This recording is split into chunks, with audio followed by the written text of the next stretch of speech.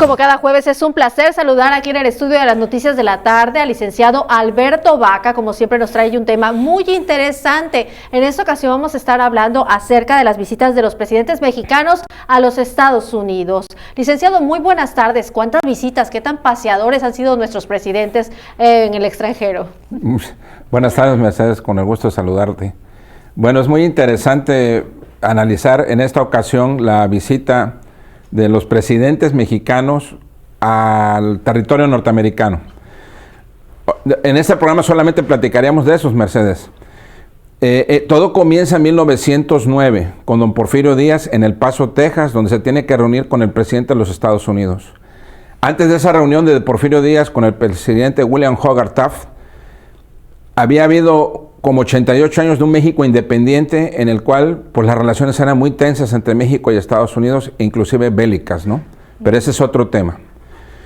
A partir de esa reunión de Porfirio Díaz con William Taft se hace el primer encuentro oficial, pero no es una visita de Estado, es un encuentro, es una entrevista de trabajo donde acuerdan algunos puntos fronterizos. De ahí nos vamos hasta 1943 con el presidente caballero Manuel Ávila Camacho, quien se entrevista por temas de la Segunda Guerra Mundial en 1943 con Franklin Delano Roosevelt, el gran presidente norteamericano, en una visita cordial en Monterrey, Nuevo León, y de ahí se van a Texas en reciprocidad. De ahí viene un periodo muy interesante que es con el veracruzano Miguel Alemán Valdés en 1947. Miguel Alemán, al igual que Carlos Salinas, en mi opinión personal, son los únicos presidentes que han impuesto la visión económica de México a las políticas norteamericanas bilaterales. Eso es muy importante. Miguel Alemán va a visitar a Henry Truman, que venía de ser en ese momento Estados Unidos era el país más poderoso porque acaba de terminar la Segunda Guerra Mundial. Y es muy importante esa visita porque llega a Washington y le hacen un desfile a Miguel Alemán y le llaman, lo bautizan los norteamericanos como Mr. Amigo. Los planes de Alemán de industrializar el país a como de lugar eran muy importantes. Y eso es muy importante que en el periodo de Alemán es la primera vez que un presidente norteamericano viene a México y va a visitar a los niños héroes en el castillo de Chapultepec. Quiere decir que el tema bélico quedaba atrás, el tema del conflicto entre las dos naciones quedaba atrás a partir del alemanismo y ahora un tema de trabajo y de ayuda bilateral, que es lo que siempre han propuesto los presidentes mexicanos sin excepción alguna. Claro. De ahí viene la época de los Cortines, de López Mateos. Con López Mateos es interesante porque en 1959 el presidente López Mateos va a Washington en la época del presidente Eisenhower y es la primera visita de Estado, o sea, ya donde hay una recepción militar, honores a la bandera, los himnos nacionales de los dos países, y ahí empieza una nueva era. De ahí viene la época de Gustavo Díaz Ordaz, la época de Luis Echeverría en 1972, que se entrevista con Richard Nixon, y el periodo del presidente López Portillo, que le toca entrevistarse con Jimmy Carter y con Ronald Reagan, y el periodo de Miguel de la Madrid, que le toca entrevistarse también con Ronald Reagan. Son periodos muy tensos esas dos décadas, porque ya había problemas entre los dos países por el tema del narcotráfico.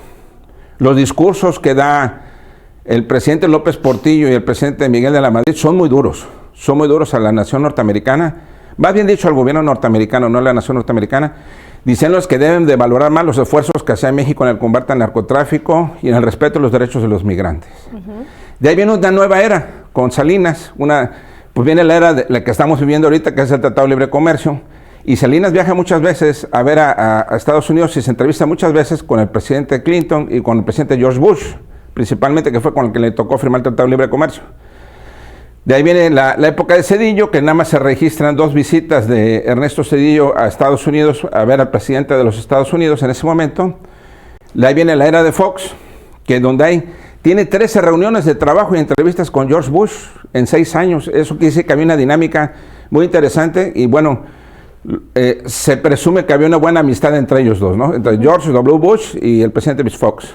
De ahí viene la época de Calderón, que también viajó muchísimo a Estados Unidos.